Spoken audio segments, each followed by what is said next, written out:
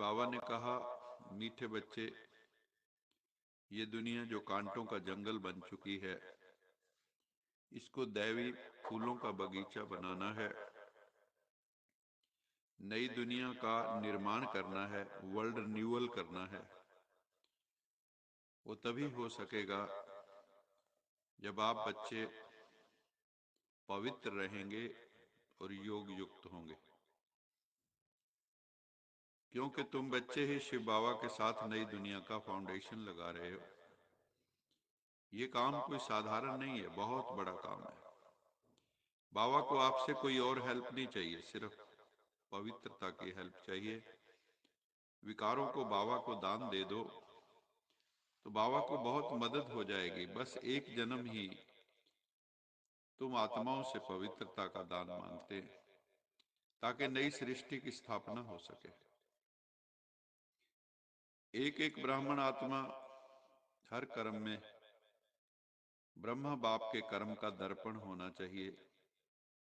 जैसे ब्रह्मा बाबा ने हर काम को परफेक्शन से किया, डिविनिटी से किया, दिव्यता से किया, संपूर्ण पवित्रता से किया, ऐसे हम बच्चों को भी जैसे ब्रह्मा बाबा थे उनके कर्म का हम भी दर्पण बन जाएं। ब्रह्मा बाप के कर्म आपके कर्म के दर्पण में दिखाई दें। जो बच्चे इतना अटेंशन रखकर हर कर्म करते हैं, उनका बोलना, चलना, उठना, बैठना सब फिर ब्रह्मा बाबा जैसा ही हो जाता है। हर कर्म वरदान योग्य होगा। मुख से सदैव वरदान ही निकलते रहेंगे। फिर साधारण कर्म में भी विशेषता दिखाई देगी। साधारण कर्म विशेष क्यों हो जाता है? क्योंकि उसमें अलौकिकता होगी, और वो अलौकिकता, डिविनिटी आएगी उस दिव्य परमपिता परमात्मा की याद से। तो ये सर्टिफिकेट सब ब्राह्मणों को लेना है कि हमें ब्रह्मा बाप की तरह संपूर्ण अवस्था को प्राप्त करना है। बच्चे जानते हैं कि ऊंचे ते ऊंचा भगवंत, कि भगवान सबसे ऊंचा है। उसका नाम है सदा शिव, सदा कल्याणकारी, स्वयंभू। स्वयं के कारण है, किसी और के कारण नहीं। खुदा, खुद के कारण है।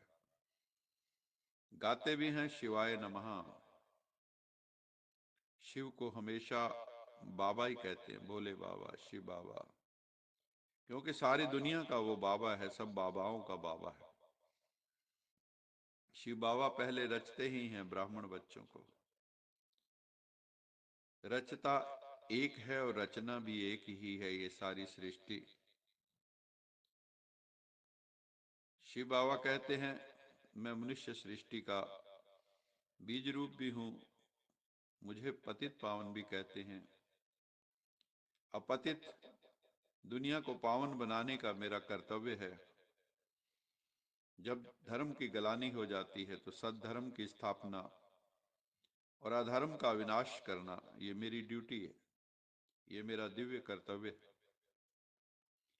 जो पावन दुनिया में स्थापन करता हूं वो है हेवन। उसको गार्डन ऑफ अल्लाह भी कहते हैं। फिर दुनिया जब पतित हो जाती है, जैसे आजकल कलयुग है, ये है कांटों का जंगल। सब एक दूसरे को कांटे चुभोते रहते हैं। संख्या भी बहुत बढ़ जाती है। माया रावण का राज्य शुरू हो जाता है। सब एक दूसरे को विकारों के कांटे चुभो रहे हैं। भगवान आके कांटों को फूल बना देता है, ज्ञान और योग की शिक्षा के द्वारा। ये भारत हीरे जैसा था, ये भारत सोने की चिड़िया था।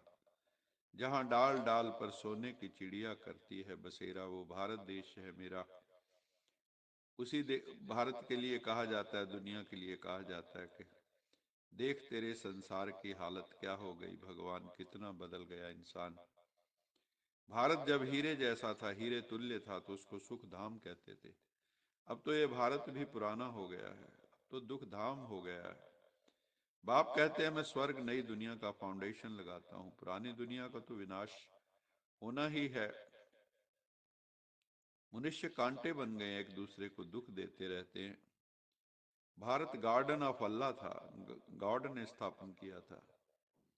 ब्रह्मा द्वारा गार्डन ऑफ अल्लाह, दैवी फूलों का बगीचा, शिव बाबा स्थापन करते हैं। कांटों के जंगल को बदल के दैवी स्वराज्य बना देते हैं उसको, जहां पर लक्ष्मी नारायण का राज्य होता है, राम सीता जैसी आत्माओं का राज्य होता है। पतित बनाने वाला कौन है? पतित बनाने वाला सिंबॉलिक रूप में है रावण। रावण मैंने रुलाने वाला। रुलाते कौन है? देह अभिमान, देह अहंकार, विकार, काम क्रोध लोभ ओंकार, 5 विकार नर में, 5 विकार नारी में। यही रावण के 10 सिर हैं। वास्तव में रावण का कोई रूप नहीं है, वो तो गुप्त है, लेकिन बड़े से बड़ा शत्रु है, इसलिए हर वर्ष उसको जलाते भी, उसकी एफिजी बना के जलाते हैं। ये जो नेगेटिविटी है, जो ये विशियसनेस है, यही रावण है। जो आसुरी पुना है, यही रावण है हमारे भीतर। इस रावण को जलना ही होगा, क्योंकि परमात्मा आए हैं रावण का वध करने के लिए। निराकार राम आए हैं, शिव बाबा इस रावण का वध करने के लिए आए हैं। वो कैसे होगा? वो ज्ञान के बाणों से होगा। अब इस रावण पर हमें जीत पहननी है श्रीमत के द्वारा। परमपिता परमात्मा की श्रीमत के बगैर कल्याण हो नहीं सकता। बाकी सबकी है आसुरी मत, एक भगवान की ही है श्रीमत। भगवानुवाच, हे बच्चों, हे आत्माओं, तुम सारा समय देह अभिमान में रहे हो, अब सोल कॉन्शियस बनने का समय है। तुम आत्मा अमर हो, तुम शरीर छोड़ती हो, दूसरा शरीर लेते हो। सतयुग से कलयुग तक तुम्हारा पतन होता है। अब उत्थान की वेला है। संगम युग पर आत्माओं का उत्थान होता है। इस वक्त नई सृष्टि की स्थापना हो रही है। गाया जाता है, ज्ञान सूर्य प्रगटा, अज्ञान अंधेर विनाश। कि ज्ञान का सूर्य जब प्रकट होता है तो समस्त तिमिर, समस्त अंधकार समाप्त हो जाता है। इस समय ज्ञान का सूर्य परमेश्वर शिव प्रकट हुए हैं और हमारे चित्त के अंदर, हमारे हृदय में, आत्मा में जो अज्ञान का अंधकार था वो नष्ट हो रहा है। यही सच्ची सच्ची शिवरात्रि है, जिसमें भगवान आते हैं, अज्ञान के अंधकार की रात्रि को आकर दूर करते हैं। ये कोई स्थूल सूर्य की बात नहीं है, ये ज्ञान सूर्य परमपिता परमात्मा आकर अंधकार को दूर करते हैं। उसी की याद में हम महाशिवरात्रि मनाते हैं। परमपिता परमात्मा आकर हम सब आत्माओं को पतित से पावन बना देते हैं। परमपिता परमात्मा का बच्चों से इतना प्यार है, जो सदा कहते हैं, प्यारे बच्चे, तुम जो हो, जैसे हो, तुम मेरे हो। ऐसे आप भी सदा प्यार में लवलीन रहो। दिल से कहो, बाबा जो हो वह सब आप ही हो, आप ही सब करता धरता हो। मुझ आत्मा का भी उत्थान आप ही कर रहे हो। कभी असत्य के राज्य के प्रभाव में तुम्हें नहीं आना है। अपने सत्य स्वरूप में स्थित रहो।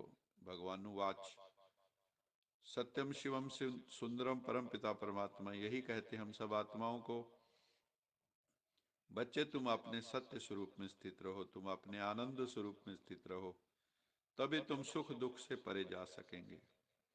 योग युक्त होकर रहो।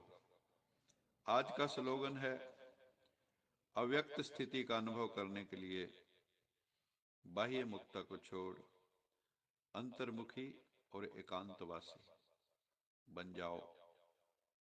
उसके लिए हमें भीड़ में रहते भी एकांत का अनुभव होना चाहिए और अंतर्मुखी होके चलना है। दुनिया की भीड़ में भी अकेले, लेकिन एक परम पिता परमात्मा से जुड़े हुए। बाह्यमुखी दृष्टि खत्म हो, अंतर्मुखी बन जाएं, क्योंकि अंतर्मुखी सदा सुखी।